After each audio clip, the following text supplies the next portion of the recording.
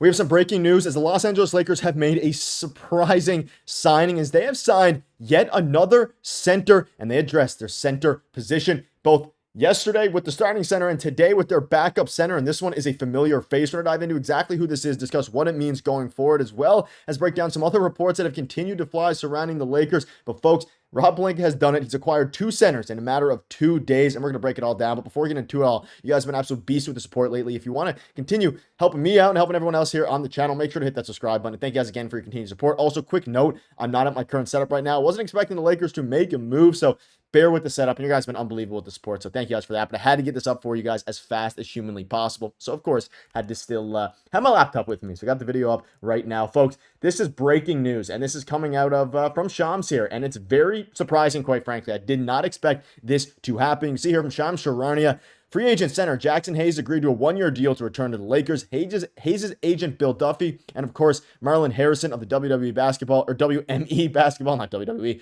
finalized a contract with the Lakers president Rob Pelinka on Thursday. So this came out about 2 minutes ago, 3 minutes ago as the time of recording, and folks, they decided to do it. Of course, the Lakers, they ultimately re-signed Jackson Hayes, which is a very interesting scenario to be in right now because, of course, they are looking at Jackson Hayes obviously in a very interesting spot here. And again, you can see here, it's an interesting option because it's a 1-year deal, which is something that not necessarily is unexpected. Jackson Hayes was expected to kind of go around the market and see what he could get. I just didn't expect him to be able to actually, for the Lakers to be able to actually, bring him back, or not necessarily sure I even wanted the Lakers to bring him back, but it does address a pretty decent need. And, we've had some videos. Hunter has been kind of adamant about maybe bringing him back as the backup center for DeAndre Ayton. And he does kind of, complements Ayton fairly well here. I mean, he's a guy who can go out, he can be athletic, be a young, rim protector, young, kind of a decent defender, a pick and roll guy.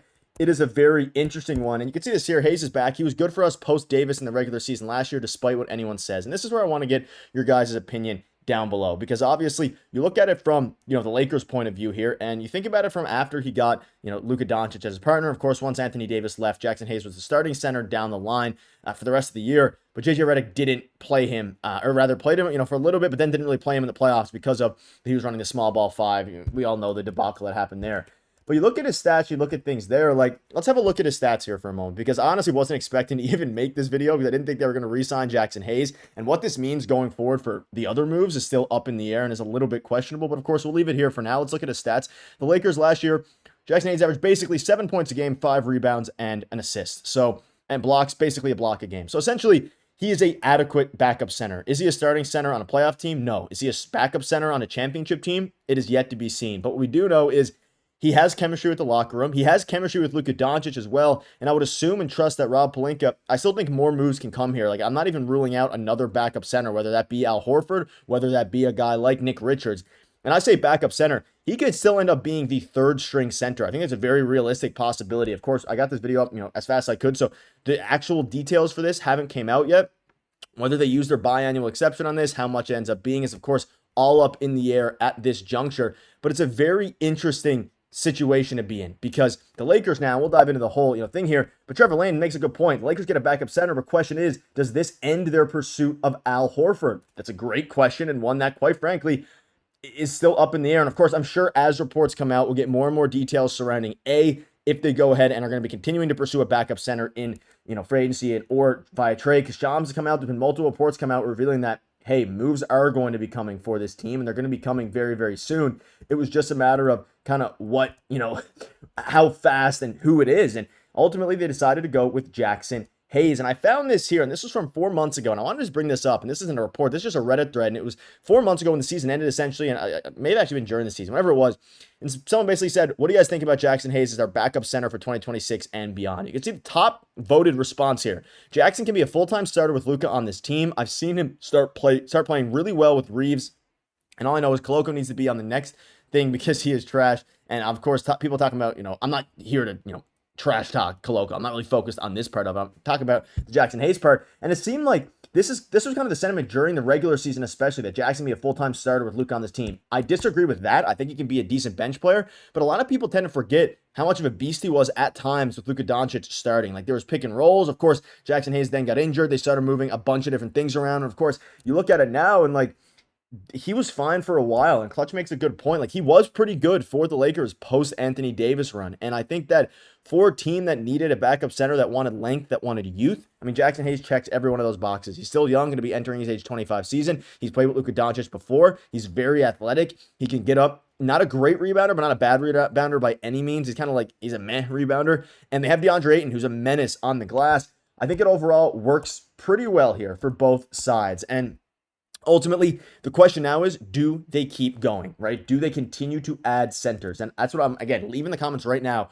A, are you happy with this signing? What would you grade it from, F to A, just based off this in a nutshell? And of course, we can't know if they're going to continue to make moves. I think if this is your third string center, it's an A+. If this is your backup center, like maybe a B, B-. I don't love the player necessarily, but I can't argue the fact that he's familiar with the system and he's been decent at times under JJ Redick and, of course, Rob Pelinka's, acquisition of Luka Doncic, rather. And the more you look at it now, like, you can see he wasn't even considered here in the reserves. He was a free agent. You can see there on the right, Jackson Hayes. He's going to, slide in now as the backup center. So you have your starting five of Luka, Reaves, LeBron, Rui, Ayton, and then you have Vincent, Goodwin, Bronny, Dalton, Knecht, Shake Milton. And, of course, you have Maxi Kleber as well as one of your centers. You don't really have much other size besides that. Of course, you have Jared Vanderbilt and Jake LaRavia, who's, I guess, a 3/4, technically a 4, but he's a pretty small 4. And you didn't really have a center, so they needed to do this. And I think that this either tells us two things. Either A, they're not confident in their ability to make another trade for somebody else, or B, they're going all in here and they're going to go ahead and trade for a guy like Nick Richards and then have Jackson Hayes. But the thing now is, like, I don't know if Nick Richards makes nearly as much sense as it did before, because Hayes is basically Nick Richards light. But you could argue that, Jackson Hayes, if he plays really well and has a good year, he could be as good as Nick Richards. So a lot of, interesting scenarios are happening right here. And ultimately, folks, at the end of the day, Jackson Hayes is a Laker. And of course, I broke this as soon as it happened, so I don't have the full details on the contract. Feel free to leave in the comment section as it comes out what the full details are. I'm expecting 1 year, whether it's the full, $5-6 million biannual exception, I think 6.4, 6.5, 6.6. Either way, he's a beast at times. Other times, he's not quite as good. But let me know down below what your thoughts are on that and what your thoughts are on the current situation. I think more moves are coming, though, folks. And we're going to have a video coming out on that very, very soon as well. But let's dive into a couple of other things here. And before I wrap up, I just wanted to add a little tidbit to this video, kind of not necessarily related to Jackson Hayes here. I saw a little article that dropped surrounding, Dwight Howard and just discredit. And because we're talking about centers, I wanted to throw this in as a little fun thing at the end. Dwight Howard spoke out, and while people who try to discredit the Lakers' 2020 championship bubble, and he said it's because they didn't win anything, because it's the Lakers, because it's a team with LeBron on it, it's something that's still to be talked about. I want to hear your thoughts on that. Do you still experience a lot of people discrediting the 2020 finals and things like that? I figured it was just an interesting question to ask. You can see there at the bottom, everyone can talk about, there's no fans, there's no this and that. That's what makes it harder. Why? For both teams, there are no fans in the stands, so now you can go out there and just focus on what's going on in the game. It was interesting. And because they signed a center, I wanted to bring that up because there's also been some in the previous years rumblings about Dwight Howard returning. But that'll wrap it up, folks. Let me know down below what your thoughts are. Again, apologies on the setup. Still, got the video out for you all. Thank you guys for watching. See you later. You guys are beasts.